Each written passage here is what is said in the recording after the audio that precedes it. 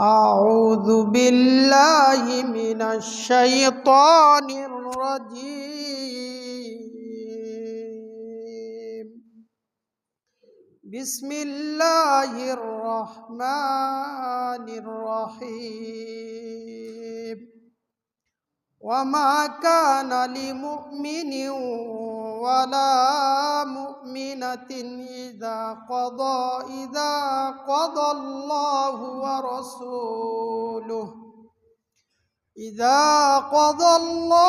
ورسوله أمرا أن يكون لهم الخيرة من أمرهم ومن يعص الله ورسوله فقد ضل ضلالا مبينا. عن أبي مسعود رضي الله عنه قال قال رسول الله صلى الله عليه وسلم الآيتان من آخر سورة البقرة من قرأ بهما في ليلة كفتاه মুত্তাফাক আলাইহি। আলহামদুলিল্লাহ, যাবতীয় প্রশংসা গুণগান সেই মহান আল্লাহ সুবহানাহু ওয়া তাআলার, যে মহান স্রষ্টা আমাদেরকে জুমার সালাত আদায়ের উদ্দেশ্যে জুমার ঘর মসজিদে আসার, খুতবায় কিছু কথা বলার এবং শোনার সুযোগ দিয়েছেন, তার শুকরিয়া আলহামদুলিল্লাহ। সালাত এবং সালাম প্রিয় নবী, সর্বশেষ এবং শ্রেষ্ঠ নবী, যার অনুসরণে জান্নাত, সেই নবীর প্রতি সালাত এবং সালাম সাল্লাল্লাহু আলাইহি ওয়াসাল্লাম। মসজিদে উপস্থিত দ্বীনী মুসলিম ভাই বোন, আমি খুতবায় সূরা আহজাব এর 36 নম্বর আয়াত এবং বুখারী মুসলিমে বর্ণিত একটি হাদিস উপস্থাপন করেছি। উল্লিখিত আয়াত এবং হাদিস নিয়ে আমার আলোচ্য বিষয়, যে সমস্ত ইবাদতে নফল কিয়ামের সওয়াব পাওয়া যায়। পাশাপাশি আলোচনা আসবে নফল কিয়ামের গুরুত্ব এবং তাৎপর্য। এরপরে আলোচনা আসবে আল্লাহ তাআলার বিধানকে অত্যন্ত তাৎপর্য গুরুত্বের সাথে গ্রহণ করা। উল্লিখিত তিনটি বিষয়ে ধারাবাহিক আলোচনা রাখার চেষ্টা করব ইনশাআল্লাহ। আমরা গত কয়েকটি সপ্তাহ যাবৎ নফল সিয়ামের সওয়াব হয় এরকম আমলের বর্ণনা শুনেছি। তো তারই ধারাবাহিকতায় আজকে নফল কিয়াম অর্থাৎ তাহাজ্জুদের সালাত। গত সপ্তাহে দেখেছি নফল সিয়াম এবং নফল কিয়ামের সওয়াব একসাথে হয় এরকম 5টি আমল।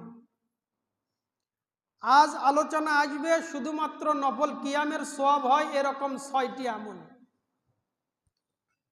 সামষ্টিকভাবে 11টি বিষয়ে নফল সিয়াম, 11টি বিষয়ে নফল কিয়ামের সওয়াব পাওয়া যায়। এর ভেতরে আমরা 11টি বিষয় শুনেছি। আজ বাকি 6টি, যেখানে শুধু নফল কিয়াম অর্থাৎ তাহাজ্জুদের সওয়াব পাওয়া যায় এরকম 6টি আমল ইনশাআল্লাহ। 6 আমলের প্রথম আমল রমজান মাসের সাথেই সম্পর্কিত বিষয়। আমরা এই কথা জানি যে রাসূল সাল্লাল্লাহু আলাইহি সাল্লাম সালাতুত তারাবিহ তার জীবদ্দশায় 3 দিন জামাতের সাথে আদায় করেছেন। 23তম রাত, 25তম রাত এবং 27তম রাত। 23তম রাতে সালাত আদায় করেছিলেন রাতের 1/3 অংশ পর্যন্ত। 25তম রাতে সালাত আদায় করেছিলেন অর্ধরাত পর্যন্ত। আর 27তম রাতে সালাত করেছিলেন সাহারি পর্যন্ত। 29তম রাতে তিনি সালাতের জন্য বের হননি। কেন? সাহাবীদের সংখ্যা এতটাই বেশি হয়েছিল যে মসজিদ তার ধারণ ক্ষমতা হারিয়ে ফেলেছিল। রাসূল সাল্লাল্লাহু আলাইহি সাল্লাম সরাসরি ফজরের সালাতে বের হয়েছিলেন এবং বলেছিলেন, আমি তোমাদের অবস্থা জানি, আমি বের হইনি এজন্যই যে তোমাদের আগ্রহ দেখে আমার ভয় হচ্ছিল যে এই সালাত তোমাদের ওপর না জানি ফরজ হয়ে যায়। তাই তিনি 29তম রাতে বের হননি। ওই হাদিসের এক অংশে যখন 25তম রাতে রাসূল সাল্লাল্লাহু আলাইহি সাল্লাম সালাত পড়ানোর জন্য বের হলেন, তিনি সালাত পড়ালেন অর্ধরাত পর্যন্ত। তো সাহাবীরা তখন আরজ করলেন, ইয়া রাসূলুল্লাহ লাউ নাফালতানা কিয়ামা হাযিহিল লাইলা, হে আল্লাহর নবী, আপনি যদি আমাদেরকে সারা রাত সালাত পড়াতেন, এটা আমাদের আগ্রহ। তো যখন তারা 25তম রাতে অর্ধরাত নয়, সারাটি রাত সালাত পড়তে আগ্রহ দেখিয়েছিলেন, তখন রাসূল সাল্লাল্লাহু আলাইহি সাল্লাম তাদেরকে যে বাক্যটি বলেছিলেন, এইটাই আমার আলোচ্য বিষয়। তিনি বলেছেন, ইন্নার রাজুলা ইজা সাল্লামা আল ইমাম হাত্তা ইয়ানসারিফা হাসিবা লাহু কিয়ামা লাইলা। রাসূল সাল্লাল্লাহু আলাইহি সাল্লাম বলেন, যদি কোনো ব্যক্তি ইমামের সাথে ইমামের সালাতের শেষ পর্যন্ত সালাত আদায় করে জামাতের সাথে, তাহলে তাকে হুসিবা লাহু কিয়ামু লাইলা, তাহলে তাকে সারা রাত সালাতের সওয়াব দেওয়া হবে। তাহলে জামাতের সাথে সালাত আদায় করা ইমামের সাথে শেষ পর্যন্ত। এখানে এসে মুহাদ্দিসগণ দুই ভাগে বিভক্ত হয়েছে যে ইমামের সাথে শেষ পর্যন্ত কোন সালাত। কিছু সালাফ বলেছেন যে তারাবির সালাত ইমামের সাথে শেষ পর্যন্ত থাকা। এটা এরকম নয় যে ভালো লাগলো না 4 রাকাত পরেই চলে গেলাম, 6 রাকাত পরেই চলে গেলাম। বেতের সালাতের শেষ পর্যন্ত থাকা, যে বিষয়ে আলোচনা আমরা রমজান মাসেও করেছি, যে ইমামের সাথে সালাত শেষ পর্যন্ত পড়বে, তাহলে তার আর তাহাজ্জুদ লাগবে না শেষ রাতে। কেন? শুরুর রাতে সে সালাত পরিপূর্ণ করেছে। হ্যাঁ, কেউ যদি পড়তে চায় তাহলে বেতের সালাত বাদ রেখে পড়তে পারে, তবে ইমামের সাথে সালাত শেষ পর্যন্ত পড়লে তাকে সারাটি রাত নফল সালাতের সওয়াব দেওয়া হবে, রাসূল সাল্লাল্লাহু আলাইহি সাল্লামের ঘোষণা। এই হাদিস দিয়ে অনেকে বলেছেন যে এশার সালাত, কেউ যদি এশার সালাত ইমামের সাথে পড়ে তাহলে তাকে সারা রাত সালাতের সওয়াব দেওয়া হবে। যদিও বা আমার আলোচনার ধারাবাহিকভাবে এই আলোচনা 6 নম্বর পয়েন্টে আসবে। তাহলে এই অংশের আলোচনার এক অংশ, যে কেউ যদি ইমামের সাথে শেষ পর্যন্ত সালাত পড়ে, এখন রাতের যতটুকুই হোক, 1 ঘন্টা হোক, 2 ঘন্টা হোক, তার চাইতে কম অথবা বেশি যেটাই হোক না কেন, তাহলে তাকে সারা রাত সালাত পড়লে যেই পরিমাণ সওয়াব, সেই পরিমাণ সওয়াব দেওয়া হবে। 1 নম্বর পয়েন্ট। 2 নম্বর, তামিম আদ-দারি রাদিয়াল্লাহু আনহু থেকে বর্ণিত, তিনি বলেন যে রাসূল সাল্লাল্লাহু আলাইহি ওয়াসাল্লাম বলেছেন, মান করা বি মিয়াতি আয়াতিন ফি লাইলা, কেউ যদি রাত্রির বেলায় 100 আয়াত তিলাওয়াত করে, 100 আয়াত, এটা হতে পারে সালাতে, হতে পারে সালাতের বাহিরে, বসে থেকে হোক, দাঁড়িয়ে থেকে হোক, যে কোনো অবস্থায় 100 আয়াত পড়বে। আয়াত ছোট হোক বড় হোক এইটা নয়।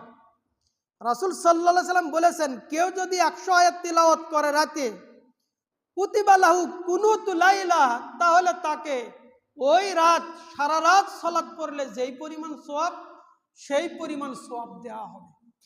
100 আয়াত তিলাওয়াত করা, আর 100 আয়াত তিলাওয়াত করতে বেশি সময় লাগবে না। যেমন সূরা মুলক 30 আয়াত, কেউ যদি এই 30 আয়াতের সূরা মুলক পড়েন, আর এটা রাসূল সাল্লাল্লাহু আলাইহি সাল্লামের নিয়মিত অভ্যাস ছিল। সূরা মুলক, সূরা সাজদা, সূরা মুলকে 30 আয়াত, কেউ যদি এই 30 আয়াত বিশিষ্ট সূরা তিলাওয়াত করে, তাহলে তো কিয়ামতের দিন সূরা মুলক একটা চেহারা নিয়ে আল্লাহর সামনে তর্ক বিতর্ক করবে। বান্দাকে ক্ষমা না করা পর্যন্ত আল্লাহর সাথে তর্ক ছাড়বেন না। এটা সূরা মুলকের স্বতন্ত্র ফজিলত। তাহলে সূরা মুলক প্রায় 3 পৃষ্ঠা, আর 3 পৃষ্ঠা পড়তে 6 মিনিট সময় লাগবে। হাফেজদের আরো কম, যারা স্বাভাবিকভাবে পড়তে জানেন তাদের 5 থেকে 6 মিনিট সময় লাগবে।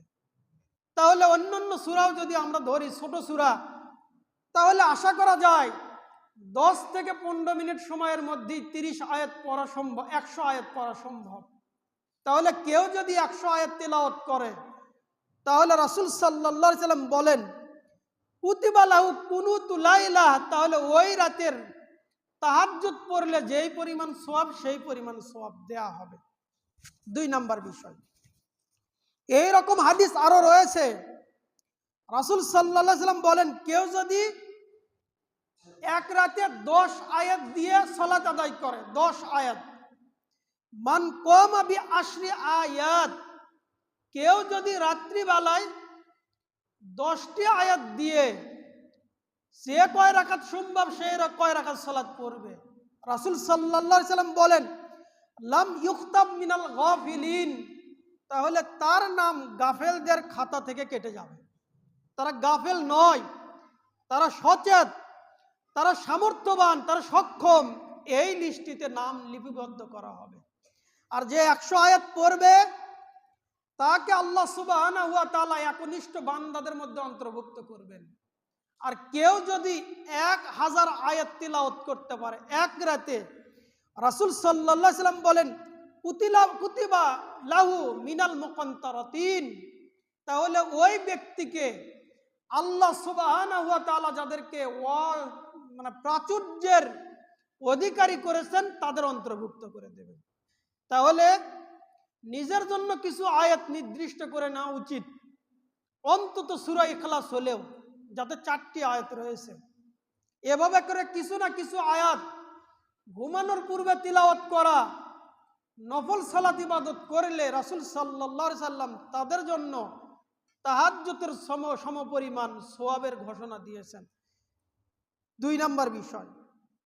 3 নম্বর, তামিম আদ-দারি না আবু মাসউদ রাদিয়াল্লাহু আনহু থেকে বর্ণিত, তিনি বলেন যে রাসূল সাল্লাল্লাহু আলাইহি সাল্লাম বলেছেন, আল আয়াতানি মিন আখির সূরাতিল বাকারা, সূরা বাকারার শেষের 2 আয়াত, অর্থাৎ আমানার রাসূলু বিমা উনজিলা ইলাইহি মির রাব্বি, এই আয়াত এবং শেষের আয়াত 2 আয়াত, 285 286 নম্বর আয়াত। রাসূল সাল্লাল্লাহু আলাইহি সাল্লাম বলেন, এই যে 2 আয়াত, মান করা বিহিমা ফি লাইলা, কেউ যদি এই 2 আয়াত ঘুমানোর পূর্বে রাত্রিবেলায় এই 2 আয়াত তিলাওয়াত করে, রাসূল সাল্লাল্লাহু আলাইহি সাল্লাম বলেন কাফাতাহ, তাহলে এই 2 আয়াত তার জন্য যথেষ্ট হয়ে যাবে। কি যথেষ্ট হয়ে যাবে? এই কথাটার ব্যাখ্যায় মুহাদ্দিসগণ বিভিন্ন ব্যাখ্যা দিয়েছেন। এর মধ্যে সরাসরি আবু মাসউদ আল আনসারী রাদিয়াল্লাহু আনহু থেকে বর্ণিত হাদিস, তিনি বলেছেন যে মান করা খাতিমাল বাকারা আজজাত আনহু কিয়ামু লাইলা, কেউ যদি সূরা বাকারার এই শেষের 2 আয়াত পড়ে তাহলে এই 2 আয়াতের ফজিলতে তাকে সারা রাত নফল ইবাদতের সওয়াব দেওয়া হবে। 1 নম্বর ফজিলত। 2, কেউ যদি এই 2 আয়াত পড়ে, রাসূল সাল্লাল্লাহু আলাইহি সাল্লাম বলেন কাফাতাহ, তার জন্য যথেষ্ট হবে, মানে ওই রাতে শয়তান তার কোনো ক্ষতি করতে পারবে না। 3, কেউ যদি এই 2 আয়াত রাত্রিবেলায় তিলাওয়াত করে তাহলে তাকে জিন শয়তান, মানব শয়তান থেকে যাবতীয় অনিষ্টকর বিষয় থেকে তাকে হেফাজত করা হবে। তাহলে সূরা বাকারার শেষের 2 আয়াত, এটা আলোচনার 3 নম্বর পয়েন্ট। যারা এই 2 আয়াত রাত্রিবেলায় তেলাওয়াত করবে তাকে সারা রাত নফল ইবাদতের সওয়াব দেওয়া হবে, তাকে যাবতীয় অনিষ্ট থেকে আল্লাহ সুবহানাহু ওয়া তাআলা হেফাজত করবেন। আল্লাহ আমাদেরকে আমল করার তৌফিক দান করেন, আমিন।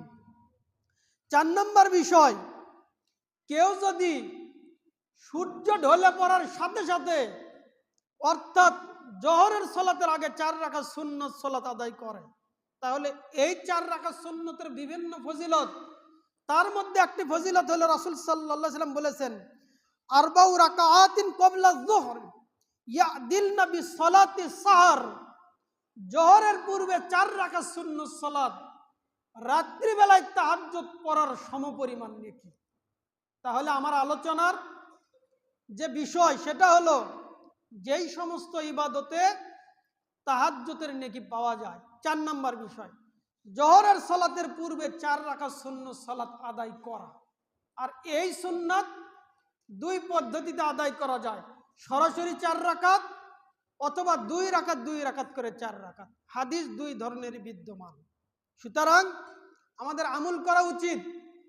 আমরা যারা জানি যে সুন্নত না পড়লে ক্ষতি নাই, তারা আমরা ইচ্ছা করে অলসতা করে সুন্নত সালাতগুলো বাদ দিই, অনেকে পড়ি না, মনে করি শুধু ফরজ সালাত পড়লেই হয়। হ্যাঁ, ফরজ পড়লে হবে। আমরা গত সপ্তাহের আগের সপ্তাহে বলেছি, সুন্নত নফল সালাত মূলত ফরজের ঘাটতি, আর আল্লাহ সুবহানাহু ওয়া তাআলা সুন্নাত নফল সালাতকে এজন্যই দিয়েছেন যাতে ফরজ সালাতের ঘাটতি পূরণ হয়, পাশাপাশি এই সালাতের মাধ্যমে আমাদের মর্যাদা আল্লাহ তাআলা বৃদ্ধি করে দেন। তার মধ্যে একটি মর্যাদা হলো, কেউ যদি জোহরের পূর্বে 4 রাকাত সুন্নত সালাত আদায় করে, তাহলে তাকে ইয়াদিল নবী সালাতি সাহর, তাহাজ্জুদের সমপরিমাণ নেকি দেওয়া হবে। এ হলো 4 নাম্বার বিষয়। 5 নাম্বার বিষয়, সারা রাত নফল সালাত এর সমপরিমাণ নেকি দেওয়া হবে, যেটা প্রথমে বলেছিলাম, আবারও সেই আলোচনা। সেটা কি?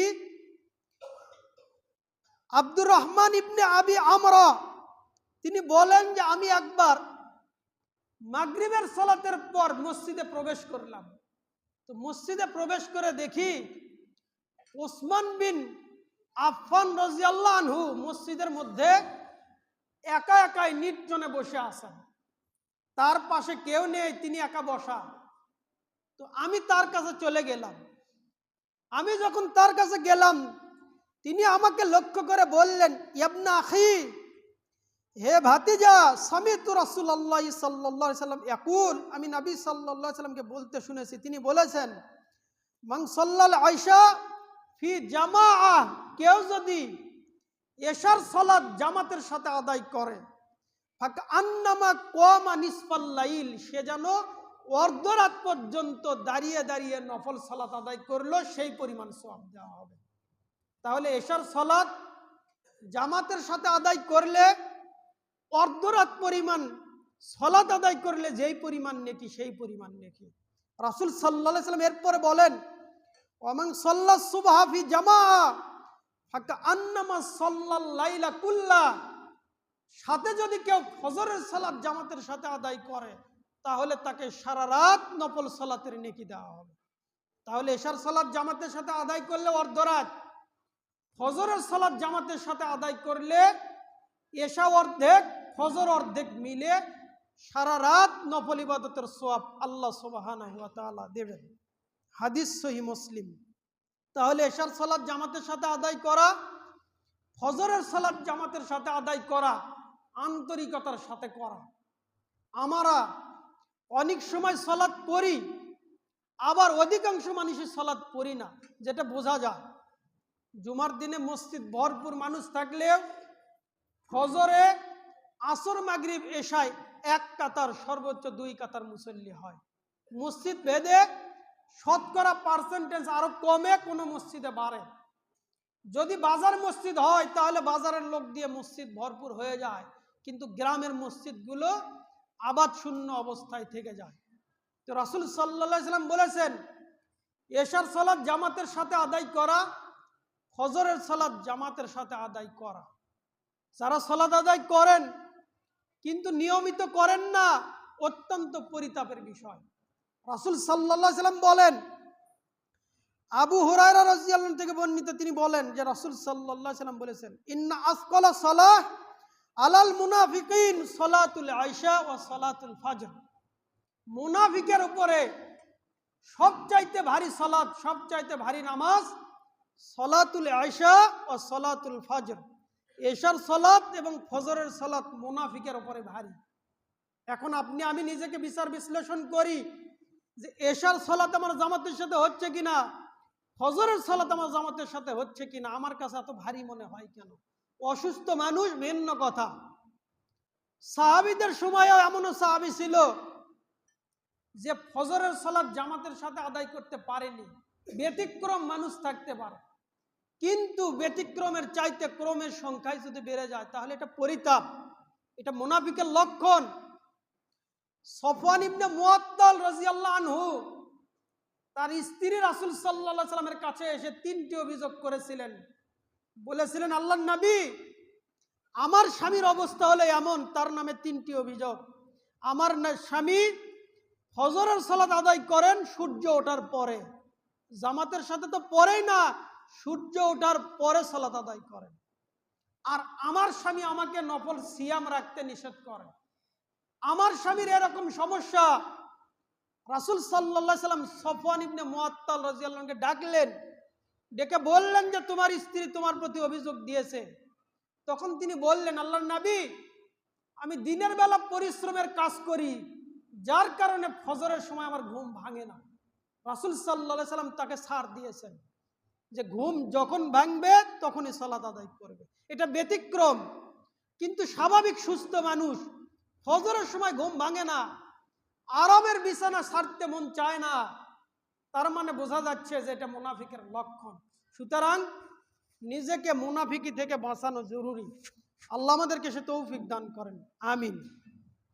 আলোচনার ৬ নম্বর বিষয়, নফল কিয়ামের সওয়াব পাওয়া যায়। এই মর্মে ২টি হাদিস বলে আমি আলোচনার সামনের দিকে যাব। আবু দারদা রাদিয়াল্লাহু আনহু থেকে বর্ণিত, তিনি বলেন যে রাসূল সাল্লাল্লাহু আলাইহি সাল্লাম বলেছেন, মান আতা ফিরাশা ওয়া হুয়া ইয়ামবি আইয়াকুমা ইউসাল্লি, কোন ব্যক্তি যদি রাত্রিবেলায় ঘুমানোর সময় এই নিয়ত করে ঘুমায় আমি শেষ রাতে জাগবো, তাহাজ্জুদের সালাত আদায় করব, এই নিয়তে সে বিছানায় শুয়ে যায়। কিন্তু যখন রাত হয়ে যায় ফাগলাবাতু আইনা হাত্তা আসবাহ, ওই ব্যক্তির ঘুম এতটাই প্রবল হয়ে যায় যে সকাল হওয়ার পর তার ঘুম ভেঙে যায়। ঘুম ভাঙে না, কিন্তু নিয়াতে ছিল যে আমি তাহাজ্জুদের সালাত পড়ব, কিন্তু গলাবাতু আইনা, তার চোখ তার উপর বিজয়ী হয়েছে, মানে ঘুম এতটাই প্রবল, ঘুমের কারণে সে একদম সকালে তার ঘুম ভেঙেছে, সে তাহাজ্জুদের সালাত পড়তে পারেনি। রাসূল সাল্লাল্লাহু আলাইহি সাল্লাম বলেন, কুতিবা লাহু মা নাওয়া ওয়া কানা নাওমুহু সাদাকা আলাইহি মির রাব্বি আযজা ওয়া জাল, তাহলে ওই ব্যক্তিকে সালাত না পড়ার পরেও তাকে তাহাজ্জুদের সওয়াব দেওয়া হবে। ওয়া কানা নাওমুহু সাদাকা, আর সে যে ঘুমালো এই ঘুমটা আল্লাহ তাআলার পক্ষ থেকে দান, সাদাকা, এটা আল্লাহর পক্ষ থেকে দান।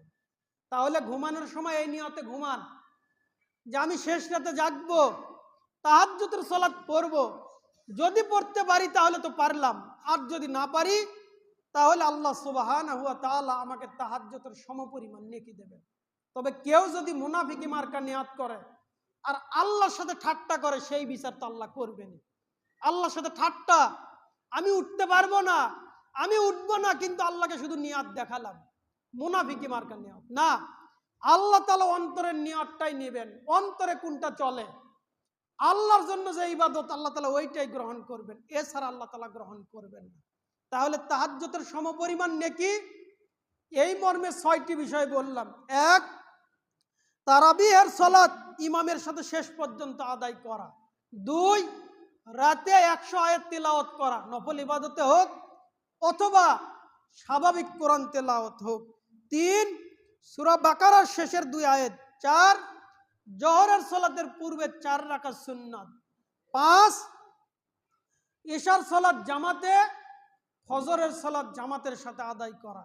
৬, রাত্রিবেলায় ঘুমানোর সময় তাহাজ্জুদের নিয়ত করে ঘুমানো।